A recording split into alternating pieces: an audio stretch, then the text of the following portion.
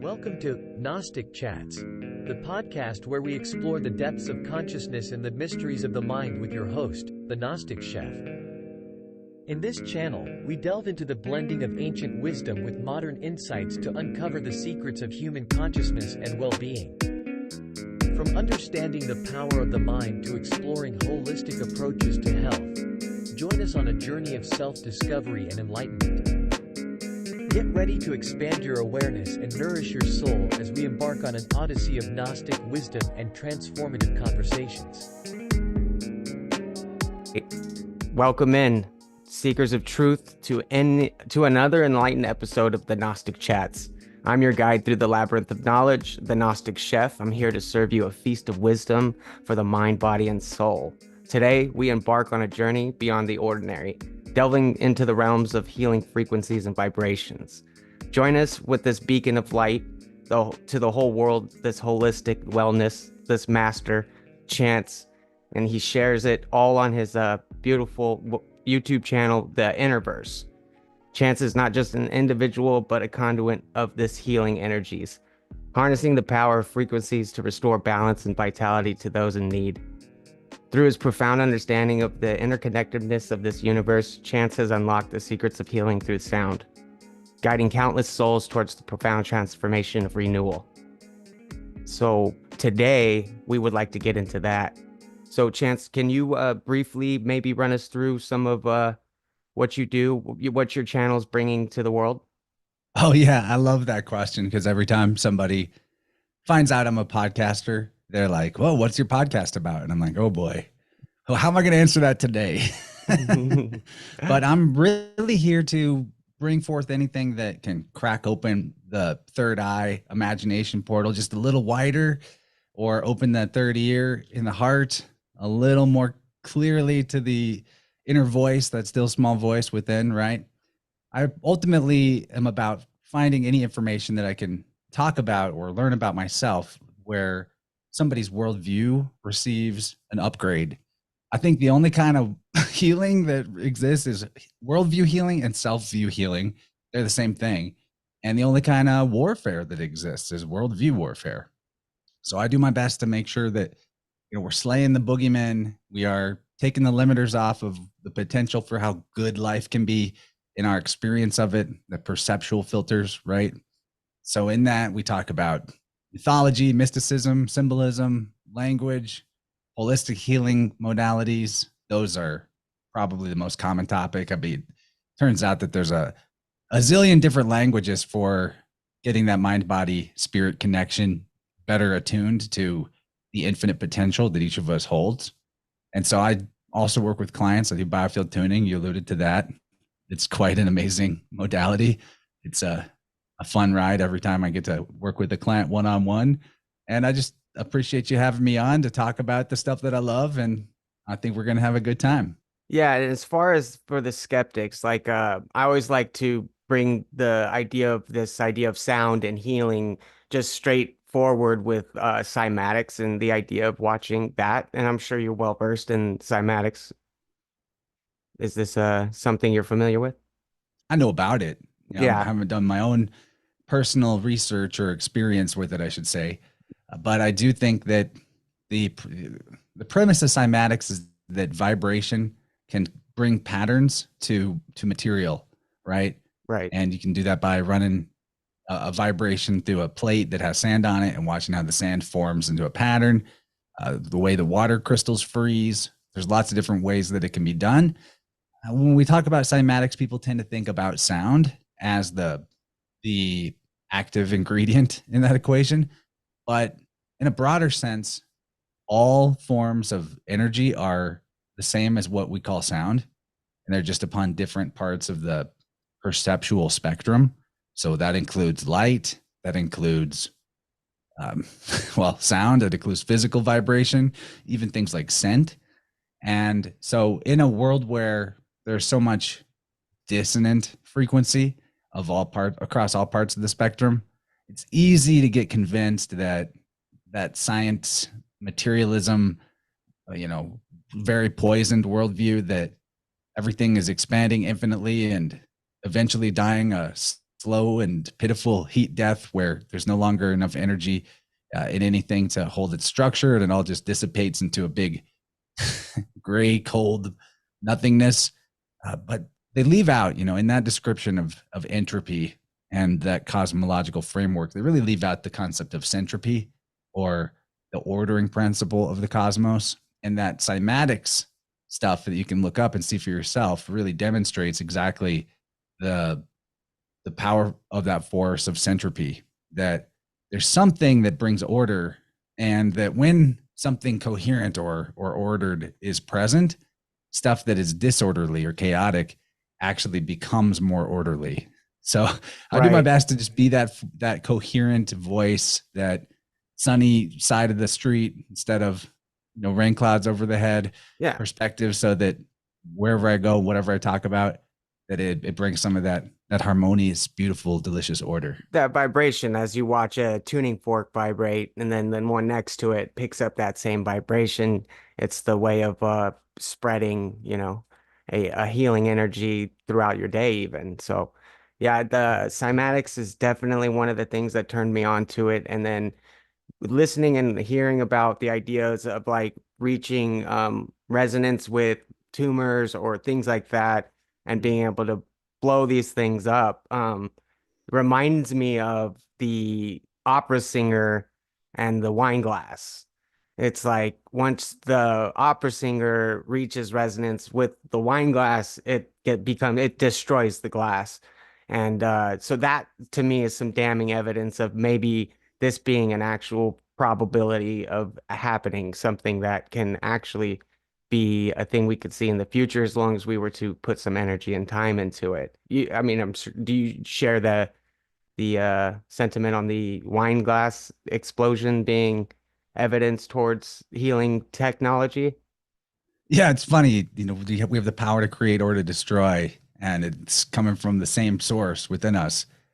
My thing about the way a lot of people think of sound healing, that I like to try to rectify their opinion about, is I don't I actually don't think that there's as much value as it might seem in that mystical, in that like Rife machine technology Hmm. type of, get just the right frequency, just the right numbers, and point it at the part that's not doing well, and it'll just be fixed automatically.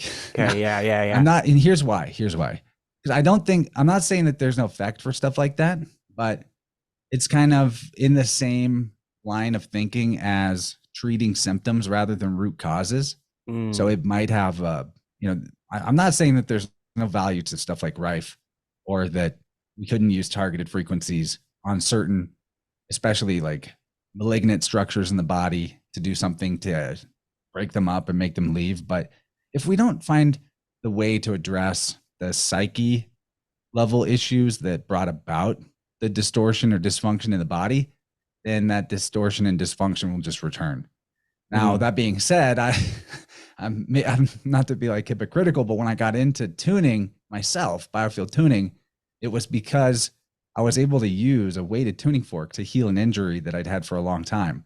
And I did start it from the body level first, without addressing the psyche level. okay. But what I found was that when I addressed the body level problem, the psyche level problem that was related to it, that I was unaware was related to it because I was new to all this, Right. that basically found resolution. And I had to go through that. So it's not like, I could have resisted that and stayed where I was at and probably got the injury back before too long. So my Right. point being with saying that is, it's most important to address these things on the psyche level, whether that's before we even consider healing the body and allow that mental shift to be what heals the body, or we, have to follow up the bodily work with being real about what was going on in Right. the framework of our thoughts. It's funny too, because it works with your diet in the same sense, like I can get you on a diet for a week or so, and as long as you stick to the ideas in the diet, then you'll be fine. But as soon as you start adding back in the toxic stuff, you're kind of just eliminating all of what you've done. So you might as well get the psychology or the psyche ready for the change, opposed to just changing something. You need to be, yeah, mentally ready to be changed as well. So yeah, I could see a mental state being a big focus on whether or not your body will heal throughout that. Just like the ideas of placebo coming to mind, where you kind of are, even if you're taking something or listening to something or doing anything, you could ultimately just be provoking powers within you that just would then go and heal yourself, right? It could have to do with the frequencies putting you into a state of consciousness that allows for these cells to start manipulating and kind of going back to a conducive form, you know? Isn't it funny how the science trademark will have zero understanding of a thing, but then they give it a name and then it's like, okay, we got that sorted out. Yeah. Most of what passes for science is really just naming and categorization, which is Hmm. really funny because if science is meant to be, at square one, a system for helping us comprehend the natural phenomenon in our world, well, naming a thing has nothing to do with a natural phenomenon. Things are Yeah, not their names. right. The whole naming side of it is a fiction. So because most of the ologies in the world are just these big categorization logs, it's just funny how backwards that is and how little understanding there is despite the bulk of these catalogs, if you will. Right. And you know, I want to talk about, just to back up a little bit for anybody that's not as familiar with what I'm describing with biofield tuning, it's the Yeah. process of, like I talked about before, centropy, allowing the body to recover lost energy potential by finding where that energy was held in separation, to put it simply. So you have an energy field, you have an electromagnetic field that your body's inside, and that field is the flow of your mind. It's very uh, kind of hard to pin down into the physical, but there Hmm. is something physical about it, which is interesting. So you can use tuning forks to find where in the bubble 6 feet in all directions of your personal space there might be some kind of stuck emotion or limiting belief. How far away it is from your body determines how old you were when that experience got there. And proficient tuners have this ability of interpreting the energy that they find, that it becomes extremely profoundly weird how Hmm. specific the information is that can be pulled out of someone's field. I call it the party trick. And like, not every session has as impressive of a party trick of like me telling somebody something about themselves that I had no way to know. Hmm. But there's the potential for some really wild ones. Everyone gets what they need out of their session. Some people tell me a lot about themselves and their conditions up front before we start. Others, like the session I did yesterday, I got nothing up front. We had a conversation up front, but it wasn't really revolving around the any specific issues other than we wanted to help this client feel like they had like a higher energy threshold. They felt low energy. Hmm. And as soon as I hit a fork, I immediately got a sense of, there's something from the past that's limiting energy in the present. That seems kind of vague. And I also like to use divination tools in my process. This is something that makes me probably different than 99% of other biofield tuners who maybe are trained in the modality and certified. I'm actually self-taught, so I've kind of developed my own system. But in that system, I like to use tarot cards, and I have another deck that I like that's an oracle deck style, and it's just color coded, one word, like emotion type concepts. So I knew there was something I needed to find out about right away. I drew a couple cards on it, and essentially the cards informed me, and I still have to interpret the cards, right? But they are what really help jog my intuition a lot of the time. So as soon as we're beginning this session, I immediately knew that this client had had an experience that was at the age of 22, that where their romantic partner had moved away, and that while they were long distance, there was a feeling of doubt about fidelity, something Hmm. like that. right? So I explained all of that. What was fascinating is the client actually was like, it wasn't 22, it was 24. And she explained a situation that was just like what I talked about. And as we progressed in the session, we found that the core issue of energy limitation for this individual had to do with reserving how invested they could be in relationship with their enthusiasm and with their care and all that, due to times in their life where the rug had been pulled out from under them, essentially through moving, people moving away, or through just other kinds of abandonment as a Right. youth. It could be looked at as a death, as a child. So there's a big pattern with this. Like, it was a repeating cycle. And what's interesting about how we hide things in our psyche is that the next day I got a message from this client, and they told me, after the session, my whole way of processing information has clearly shifted, and I'm noticing a bunch of differences already. But I wanted to tell you that I realized that what you were talking about of the, significant other moving away when I was 22, that actually did happen. It happened exactly at that age, exactly as you say. And I got more of an explanation about how accurate that initial read was, but that they had, they'd kind of stowed that away because that was how hard that was. And that's why it came up immediately at the beginning of the session, because that was sort of the crux of the whole negative feedback loop that was going on, was revolving around that moment, because it was probably the most intense example of the pattern that had been going on. So I just like how profound the specific information that can be pulled out of somebody's energy field is, due to the anatomy of your energy field having a consistency from person to person. And there's something to it, because I'm in my living room and this person's in Canada, I'm in Missouri, we're on a Zoom call, and we can achieve all of that. So it's one of the coolest modalities of all time. I enjoy it so much. It feels like I'm getting to employ pattern recognition, which is my favorite skill set as a podcast host. And I was going to ask if that's probably part of how you're able to, tell what this energy is telling you. It's not based on like actually physically seeing something. It's just based on recognizing a pattern that are associated with a certain, behaviors that you can then deduce into one specific idea, right? Or along those lines. So as I go through a session, I'm finding different key memory points in somebody's story of who they think they are, things that have happened. And the more of those I gather, the more I can cross-reference them to each other and say, what ties all these together? What's the theme emotionally or experientially that is repeating over and over in these different seemingly unrelated events from years apart from one another? And that's where there's a lot of power.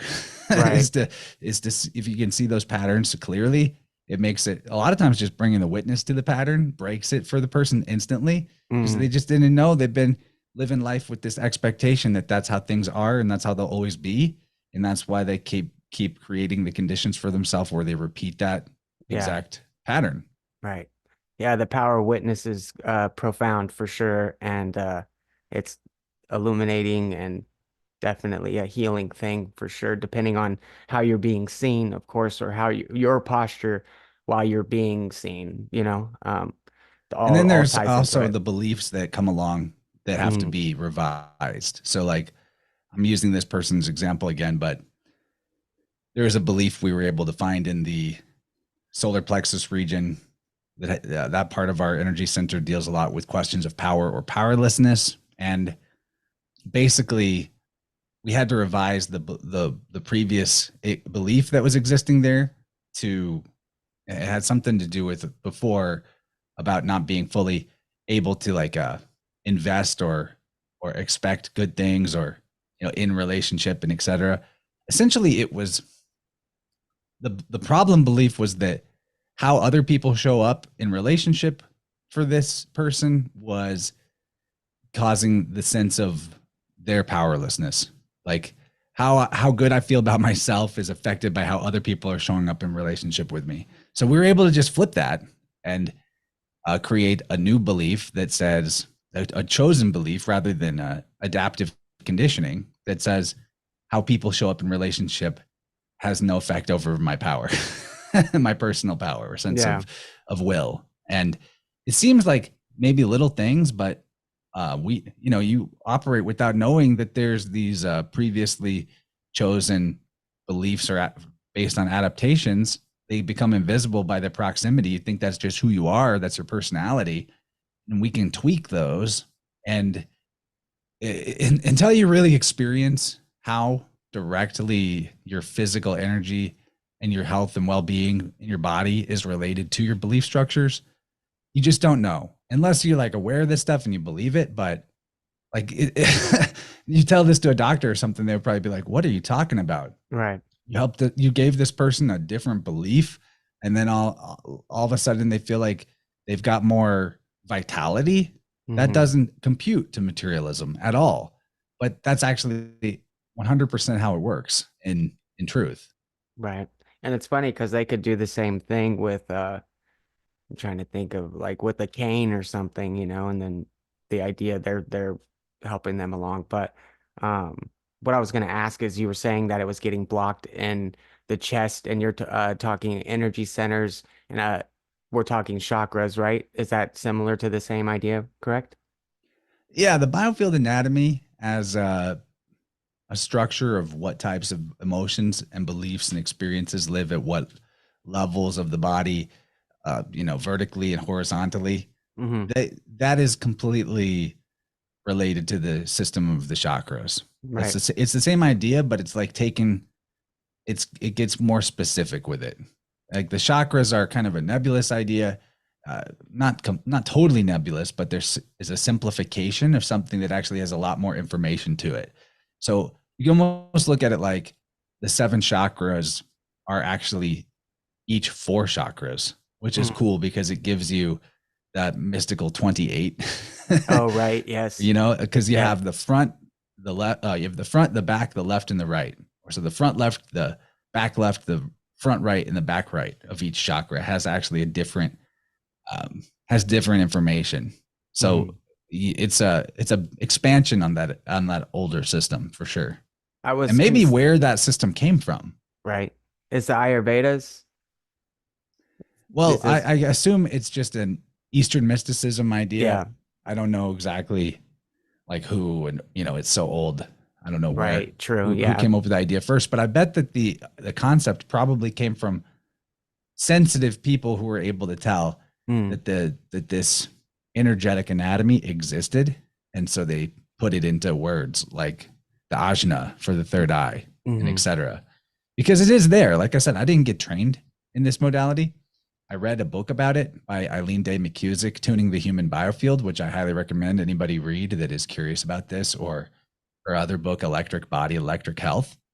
And I said to myself, well, I've experienced a huge helpful shift both in my health and in healing and injury, and in my personal life. Much needed changes have occurred from very simple application of sound. And so I want to know more. I want to see if there's something to it, but I want to find out for myself. And granted that I was able to find out for myself that in the books there's a generalization of the different things that are at different parts of the biofield.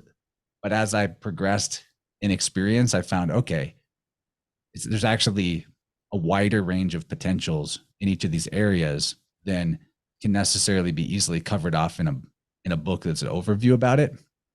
So the fact that I found everything she was talking about and then some was really cool, and told me, yep, there's something to this. And probably other people at different points in history have found something like this before too. Yeah, it's awesome. Thank you for sharing the books. I'm always trying to get books out there as recommendations for people to go and entertain their minds with outside of the black box. So it's I appreciate you sending that out for people to go and look for. And I've been considering recently the idea of how the chakra energy centers, quote unquote, are also like consciousnesses of their own, and that's why we have conflicting issues, that we have the gut telling us one thing while the heart's telling us another, while the mind is saying a third thing, as if there's 3 different people speaking to you at one time and you're trying to have this other thing than try and, convert the message into a actual action, And what do you think of the idea of each of these centers having their own like consciousness? I think that that's a really astute point, actually. That first of all, when we talk about this nebulous word energy, it's a synonym for consciousness, Hmm. light, energy, consciousness. I think these are electricity.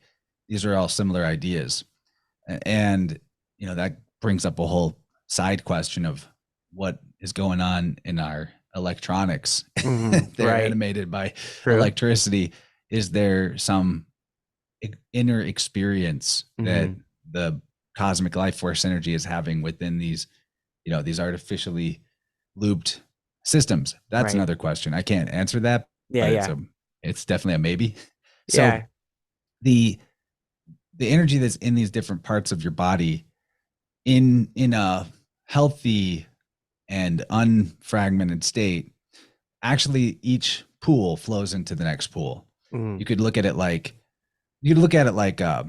little waterfalls where one chakra is a pool of water, and then it tips over the edge and into another pool, and that's the next chakra, and that Hmm. tips over the edge into another pool, that's the next chakra, right? And it goes on. So they're not really, even though they each have sort of a different part of the frequency range of your ability to experience stuff. They're not actually in a healthy person separate, so they're not really Hmm. different minds. Hmm. But that being said, when we have the fragmentation going on, where there's a pocket of frozen light, you could call it, somewhere in your field, because that light is the same as the life force that gives you your experience of consciousness. If it's split off and separated, it actually is akin to a separate entity inside of you. Hmm. In and how strong it Right. is dependent on how much energy is held in reserve in that frozen fragment. And I think, I'm not saying that this is always the case, but I think that a lot of people's experience of like possession or attachment, and in my opinion, many cases is probably more accurately described as their own self fragmented and having and being in conflict with the rest of their self, which is Yes. kind of profound. And then when it comes to how they get frozen like that, it tends to be built around limiting beliefs or emotional experiences that have been rejected and not allowed to flow.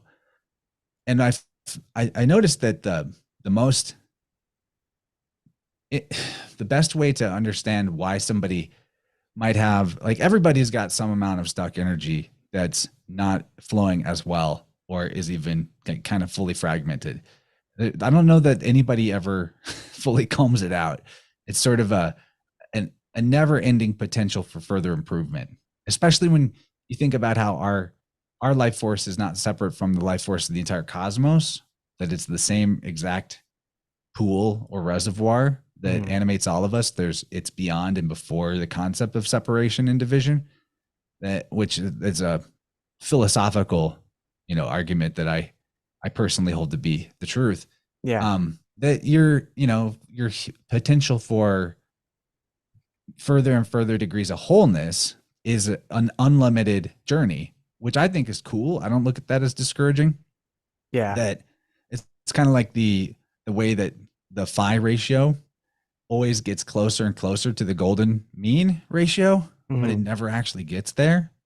I look at that as a sort of a representation of our journey to wholeness. That it's like we can get exponentially closer and closer, but there's always further to go. And then it's an infinite journey. But I found, though, with injury and distortion in the body, like major dysfunction or act like legit things being out of place, that Right.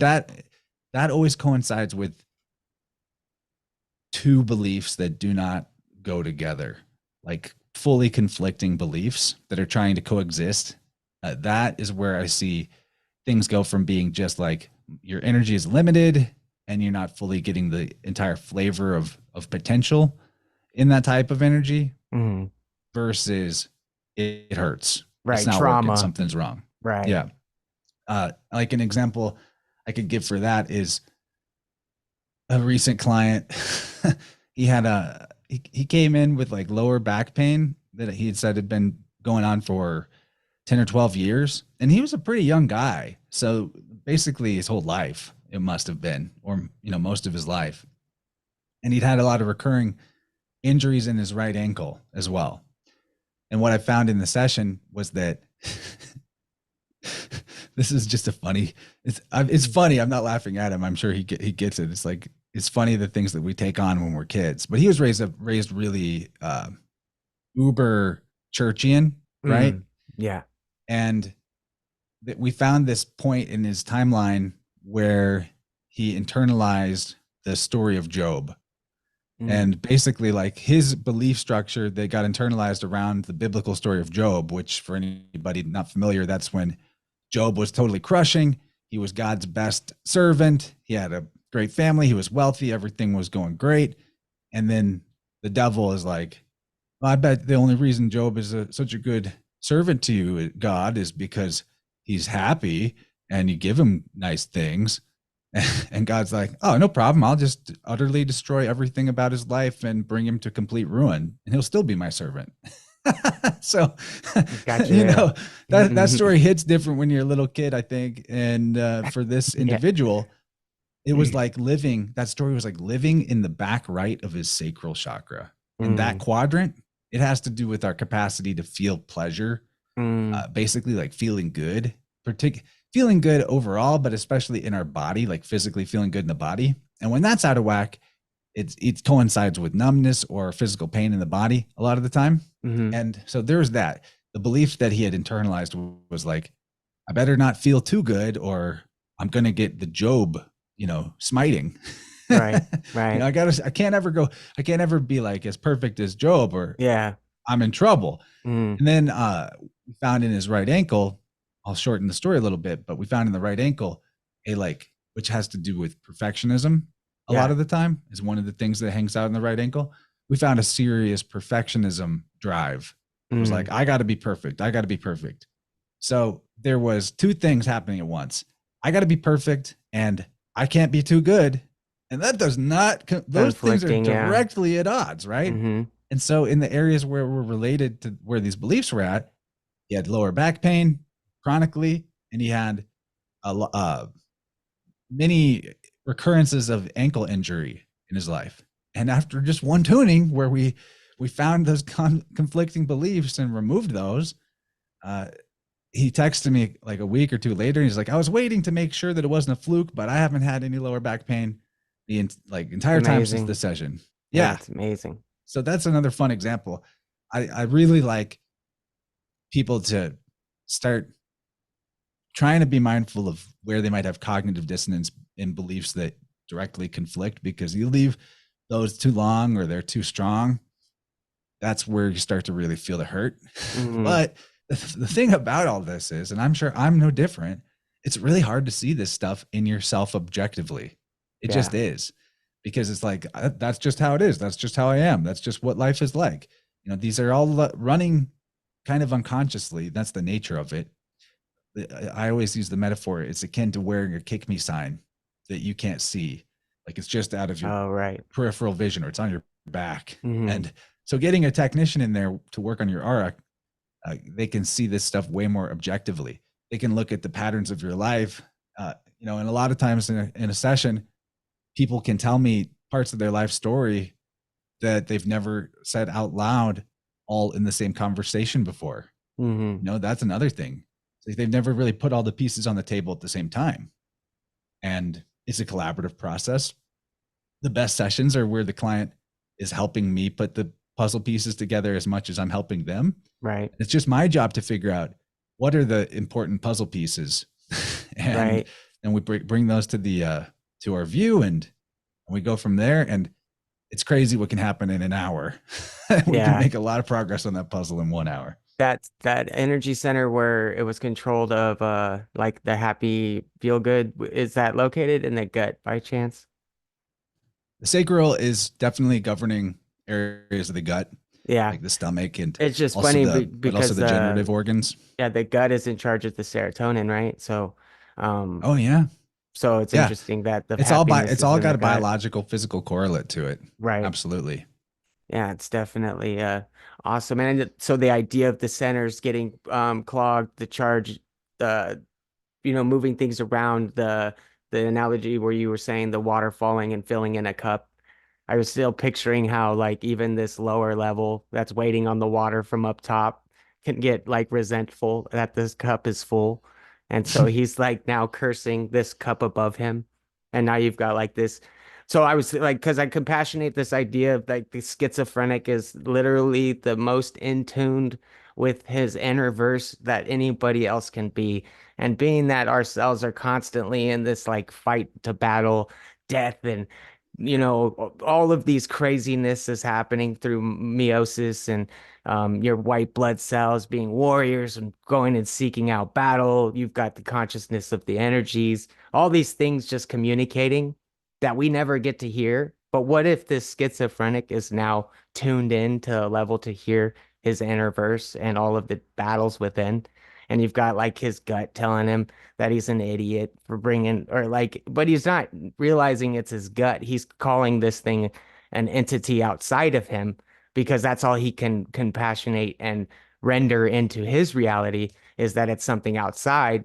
But in reality, in my proposal here is that it's internal things that are he's hearing. I think that's probably true with the schizophrenic. And the reason why it's such a bad time for them is Hmm. because it they've divided themselves into such a vast cast of characters, and Hmm. all of the self parts that they've cast away and made separate external entities Like they are also disassociated with the everything. disassociation comes from that part of myself is bad. Mm, And so that's why when they hear it, you know, trying to call out to them, they're like, away, demon. They right. think it's something evil. You put it in a closet and then the darkness only breeds more darkness. So yeah, I could see that being a thing for sure. And You sometimes there's strong enough separated psychic energy that it really is like of an entire identity in and of itself. right. It's not as common, but I have found that before in certain clients where it's a full on other Conscious. personality. Yeah.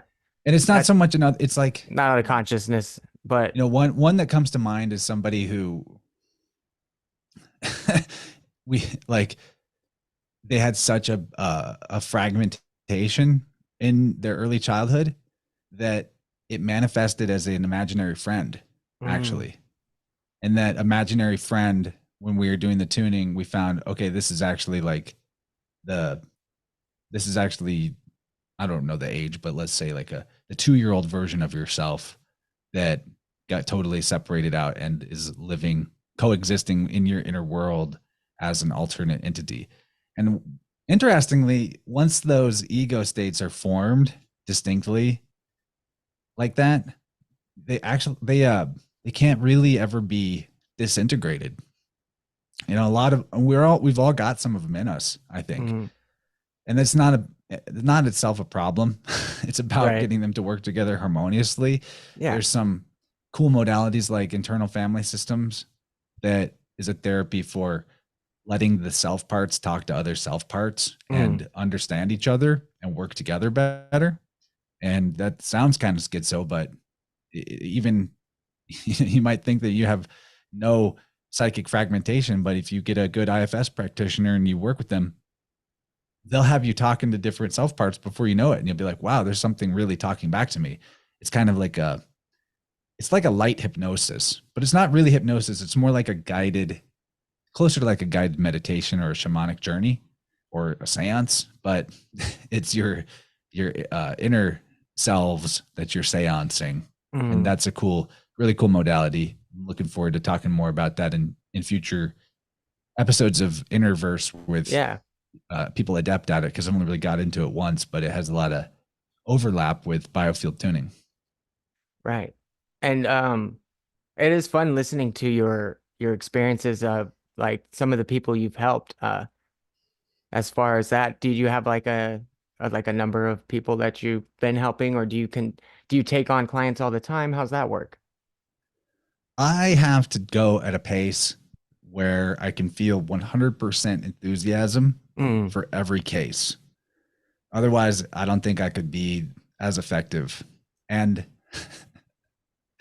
it's going to sound kind of like, I don't know, braggy, but I've really crossed over from doubt and worry in terms of my effectiveness to a place where like uh I'm kind of a tuning savant. And I don't think that I'm the only one out there. I think anyone could actually learn how to do this, but I have such a high degree of care for the modality and mm, in how I love it so much that my aptitude, I think your aptitude or your talent is a reflection of your care. They're the same metric. So I have a ton of care about this, and so I have a really great aptitude for it. And but part of that is keeping the care level high. Like I manage that. I manage that really, really specifically. So in terms of the volume of clients, I tend to do 3 or 4 a week, and that is important to me to never be like a assembly line, like just right. cranking people through. Yeah. Every once in a while, I might have more than one in the same day, but typically, the day that you get a tuning with me on my end, that day is about you, and I prepare for a solid hour before a session just to get myself in the zone. And of course, I got to live my life in accordance to the principles that keep me in the zone, the perpetual flow state and synchronicity and all that. So that's generally, that's why you might have to wait 4 or 5 weeks to get a session with me if you sign up, because I don't just crank them out. I don't treat it like an assembly line. I Hmm. Which I is keep it good. at Yeah. the level and rate that allows it to be 100% enthusiasm. And I've been doing that for, I don't know, since 2020. Probably the amount of sessions ramped up by 2021. But I've been doing it a while, and I'm at the point too where almost half of the sessions I do are people coming back for another session that I've Repeat. already worked with before, which That's is awesome. cool because we can go even deeper. And, Yeah. one session Round can be twos are amazing, always but deeper. yeah, it often is. Exactly. So I hope that answers the question. Oh yeah, 100%. And I appreciate that. Yeah, you said something earlier that I'm trying to remember because it struck a chord based on oh yeah, materialists wanting to label everything or like name everything. Do you feel that this is necessary though? Like a necessary thing. Like man needs a second world to base himself or like um a second world of meaning, like outside of this natural realm. Like to Yeah, labels. I get it. That's why the universal singular source and life force energy is experiencing itself subjectively through infinite peepholes. Mm, yeah. Like just the way that we language things and categorize things and all that as a system of artificiality is pretty much the exact same, and it's a way that we can understand the different parts of the all, the total reality experience. We chop it up into these different categories and we put the labels on them, and we know what's what Mm, and how it all fits together. Well, that's the exact same thing that the source consciousness that we all emanate out of is doing with James and Chance and you listening. yeah. So Right. it's just a natural function of reality. Yeah. It's what we do. I just see we in the communities like to I think vilify some of it. And I get the idea there is a lot of out there to look at and be a little bit more skeptical and things like that. But isn't that kind of what we're supposed to be, skeptics on everything anyways? Yeah, it's just not getting lost in the fiction part. Like, True. I it's not disregarding it. I find communication to be really important, and systems of language and classification are also important, just in the same way that you can take somebody's words or your own words and bring the green language to bear on it, that left and right brain balanced thinking, and transcend the intended definition of the words to look and break apart what it sounds like, alternate meanings for those words, what those words mean in other languages. And you can have the original basic interpretation of what was said to you. And then you can Right. have this mystical interpretation that's giving you layers of meaning that reflect your inner experience deeply, deeply. And that's mysticism, right? Right. And the same thing goes for the same thing goes for what appears to be a different and separate person than you that you're talking to. Whenever you apply that balanced yin and yang energy or left and right brain interpretation of how they're showing up in your life in that moment, then you can eventually dig your way to see that it's a perfect reflection of your inner world at the same moment of the encounter. And that's why symbolic literacy is so freaking important if you want to have that more holistic experience of life on the and feel connected to God or source. Because if you don't have that catalog of symbols and meaning in the range and variety that they could potentiate, then it all just seems like random things happening around you that have no meaning. But the Jungian synchronicity idea that is treated by most psychologists as the bizarre exception to an otherwise predictably meaningless life of randomness. But you got the symbolic literacy powerfully integrated well enough, then synchronicity is apparent in everything at all times endlessly. And that's a way more fun place to be. That's where you're going to find the enthusiasm and theos, that's, I think that the Holy Spirit rushes towards the peepholes that are most open. And, think of like a window is open in your house, air rushes out it or through it. Right. Right. And in the same way, if you've cleared the doors of your perception, your windows are clear or open, then that Holy Spirit breath, pneuma, divine wind is going to go rushing towards that peephole that is you and it's going to power you up. So, whatever you're doing in life, I think the most important threshold to monitor, even though you're told that that's like frivolous, is how much fun you're having. Right. I'm serious about that. Like that's the best metric for your well-being that you've got is how stoked are you about it, and to structure your life around what is giving you the authentic feeling of excitement is the healthiest way you can structure your life.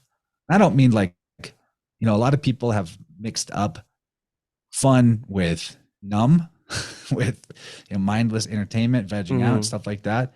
And I'm not even saying you can't have, your own time to do things that might fit in that category of like a more passive and entertained place. But overall, to keep the enthusiasm threshold high, to treat all of the potential experiences that are in front of you through the lens of, if it isn't a full body 100% hell yes, I'm allowed to say no to it. Right. And try to keep yourself in the full body hell yes as much as you can. There's a lot of power. There's a lot of divine aid that actually swoops in to help you achieve that choice of staying in the hell yes. Whereas, again, I don't think that much of that divine wind comes in through a closed window. So if you're not, you don't get the same level of feeling of being lifted up and aided by God or the divine when it's not fun for you. I think that the creator energy really wants mostly to create things that are memorable, enjoyable, and expansive, and things that make us learn more about ourselves and about nature. And that learning is a big part of the fun too. Because that's what keeps it fresh and not boring, which is part of the enthusiasm metric. Well, we are coming up on the hour, but before we get going, I also wanted to ask if you thought that the mystery is part of the medicine. Like once you start I don't know, start quantifying things on a piece of paper, do you think it starts losing some of its value? Well, I think models have their value in as conceptual frameworks that allow us to communicate ideas and relationships, but a model is not reality. The map is Hmm. not the terrain, right? Right. It's Like people what? getting lost in their models Mhm. that makes them lose touch with the mystery. Right. And back to like in terms of how that relates to healing, first of all, a lot of the ruin that people experience comes through their certainty that Hmm. they're certain that this is just how life is, or they're certain that this is my unchangeable personality. But I think if we can open up to the maybe and the I Hmm. don't know, that's where new possibilities enter from. The unknown is scary, which is why fear is the restrictive side of the polarity of existence. That when we're in fear, the range of things that we would consider to be allowable, permissible, or okay narrows down and narrows down until eventually you're in the neurotic stage of it has to be like this is the only way it can be. Otherwise, I'm screwed or I'm going to die or it's not okay. And the love is the looking at the object of what you love and saying, I love you so much. I don't care what you do. I just want you to do whatever makes you happy and whatever is best for you. And it could be anything. Right. I just want to see you express your potential. So when you look at those two forces, love and fear, through the lens of potential and restriction, um, and we consider that like in the lens of our biofield and the idea of the mystery, well, is your story the mystery? Hmm. For a lot of people, their story is a mystery in the sense that they have no idea.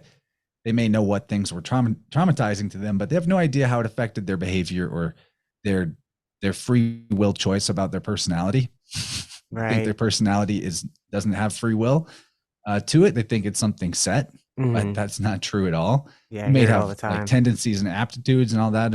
I believe that that's true, and that's relating to where you feel the spark and the care, and those are all great. But they're not limiters; they're expanders.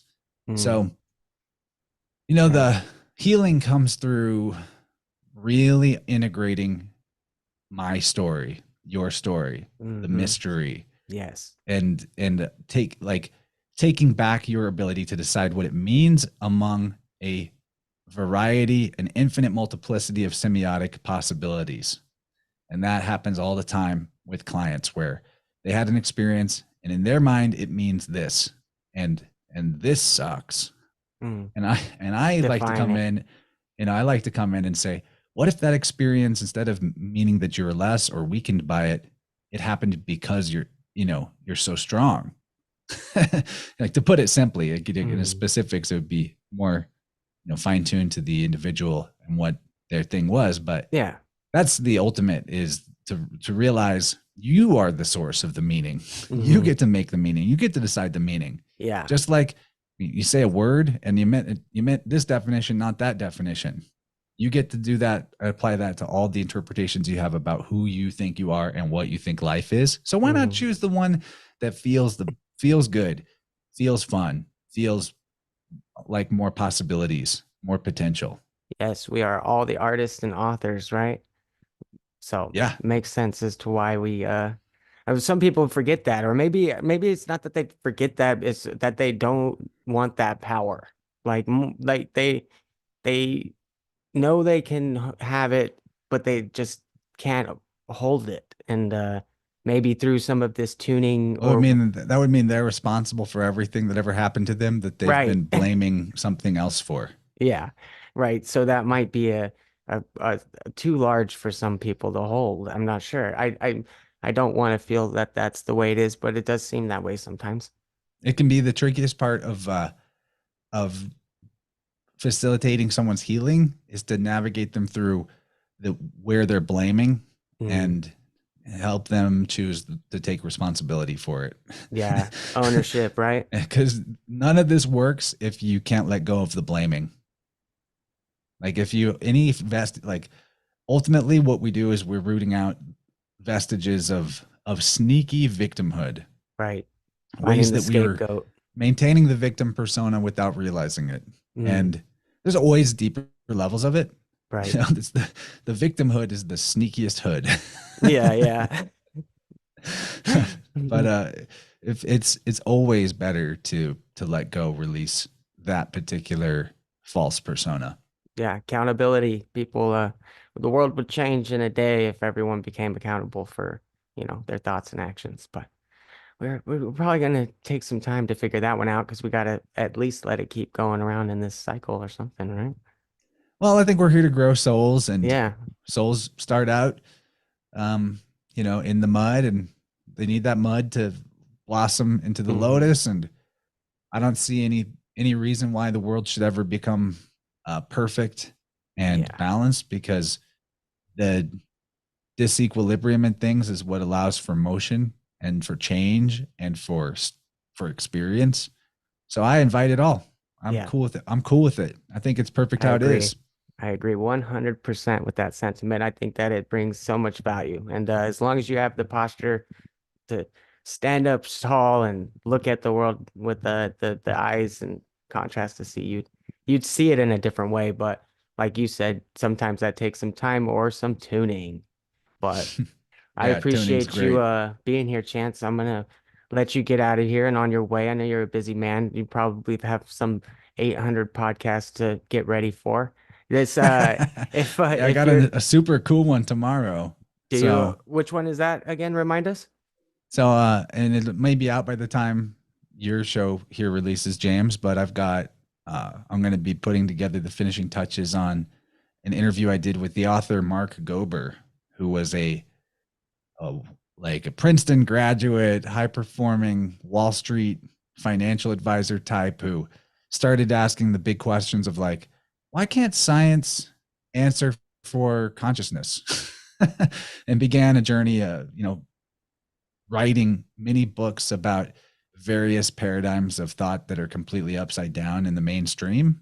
And this dude's on a journey. Really great author. What kind of Uh, books does he have out there? so they're all part of the same series, but the two that we're going to talk about in this interview are The End of Upside Down Thinking, which is about the hard problem of consciousness and what psychic uh, what research has been done to prove the validity of psi phenomenon and extended consciousness powers and experiences. And that book is great. I mean, it's kind of old hat for me because it's the type of information that got me interested in all of these realms that I'm Hmm. currently swimming in. Yeah. But he brings the information together really beautifully, really journalistically and neutrally.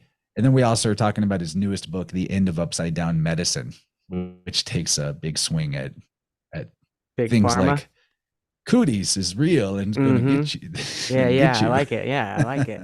I wrote it down. I'm definitely gonna go look it up now and give it a read. That's one of my things nowadays is just diving into a book until it's over. But Well, he's got audiobooks and he narrated them oh himself. yeah, And that's actually how I was able to be prepared with two of his books consumed nice. before I interviewed him was the audiobooks. So check Yeah. out The End of Upside Down Thinking, The End of Upside Down Medicine by Mark Gober. Everybody out there, worth an audible credit for sure. Well, thank you again for being here, and hopefully we'll maybe get together again to share some more of your beautiful awareness and knowledge that you're willing to share with everybody for completely free on your InnerVerse podcast. So if anybody is out there that's listening that really wants to get involved in some of this mental and mind states and healing abilities, you're gonna need to go and check out his channel. And I appreciate everyone for being here. But till the next time, we'll see you and blessings, Chance.